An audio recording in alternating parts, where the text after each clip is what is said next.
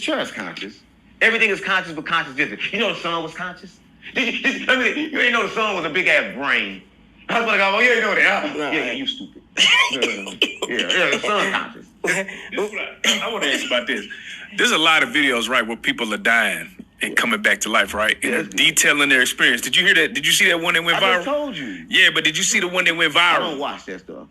Okay, because what I was going to ask you, do you believe in some of these stories? Yes, they all true. Listen, let me tell you this, gang. I slipped once. Mm-hmm. One time, I went in my house, but it was a different time. A lot of people think I'm crazy, but I went in my house. I swear I'm not lying to you. It was a different time zone. So when I'm saying the universe, we live in a parallel universe. Right. Like the past and the future and the present, kind of like they run concurrent. They can run all connected. Yeah. So it's loopholes in that. It's a computer. So